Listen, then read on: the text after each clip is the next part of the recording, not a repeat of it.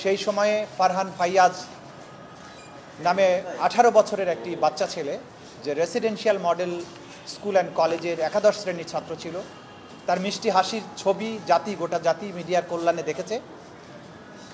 তাকে গুলি করে হত্যা করে পুলিশ, এবং গুলি সরাসরি তার বুকে লেগেছিল। বুকে গুলি লাগার পরে সে পড়ে যায়। তার সহপাঠীরা এবং সহকর্মী বন্ধুর যারা ছিল তারা তাকে তাৎক্ষণিকভাবে সিটি হসপিটাল, সম্ভবত সেই হসপিটালে নিয়ে যায়। ডাক্তার তাকে মৃত ঘোষণা করে। তার রিপোর্টে লেখা ছিল he was brought dead to the hospital. তার মানে হচ্ছে হাসপাতালে নেওয়ার আগেই তার মৃত্যু হয়েছিল, এবং গান শটে তার মৃত্যু হয়েছে, সেটা তার ডেথ সার্টিফিকেটে লেখা আছে।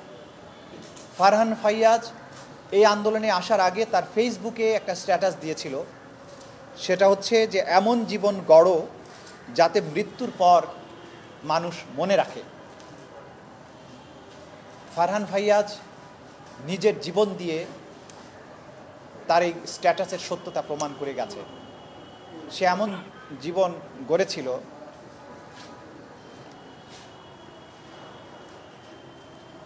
যে জীবনের কথা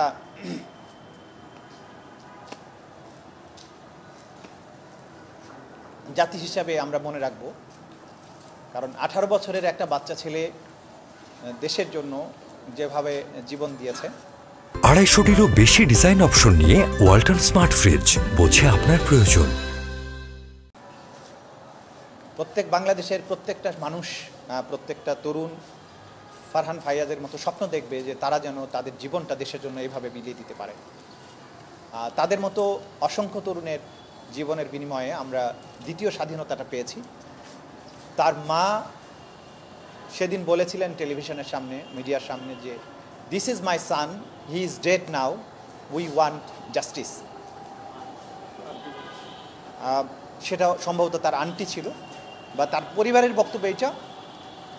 এই যে ভিকটিম পরিবাররা বলেছে যে উই ওয়ান্ট জাস্টিস, এই জাস্টিসটা এনশিওর করার জন্যই আন্তর্জাতিক অপরাধ ট্রাইব্যুনাল, এবং সেটার জন্যই আমাদের এই তদন্ত সংস্থা এবং প্রসিকিউশন টিম।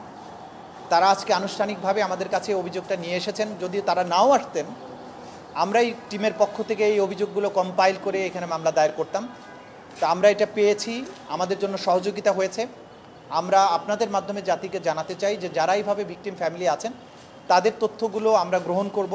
আমরা একটা ডেস্ক ওপেন করছি আজকের থেকে, যে এই প্রসিকিউশন টিমের কাছে, এই ডেস্কের কাছে আপনারা আপনাদের যে ব্যক্তিগত যে সমস্ত ঘটনাবলী যা ঘটেছে আপনাদের উপরে, এগুলো আমাদের কাছে এসে জানাতে পারেন। সব কিছুকে আমরা কম্পাইল করে মামলার উপযোগী করে ট্রাইব্যুনাল যেদিন বসবেন তখন আমরা এটা বিচারের জন্য উপস্থাপন করব। এটাই ছিল আজকে আমাদের পক্ষ থেকে বলার। আমি দুঃখিত যে আমি খানিকটা ইমোশনাল হয়েছিলাম। এখানে তো তারা অভিযোগটা নিয়ে এসেছেন, আসামি কারা হবেন এটা আপনারা বুঝতে পারছেন। এটা আমরা তো ডেফিনেটলি যে আমরা সেই আমাদের প্রসিকিউশনের যে কাজ আছে তদন্তটা সেখানে আমরা করব। তবে ডেফিনেটলি এটা বোঝা যাচ্ছে যে এটা সরকারের নির্দেশে মন্ত্রী পরিষদের সিদ্ধান্তক্রমে বাংলাদেশের পুলিশ বাহিনী, তাদের সহযোগী বাহিনী হিসেবে ছাত্রলীগ, যুবলীগের সন্ত্রাসীরা, তারা এই ঘটনাগুলো ঘটিয়েছে।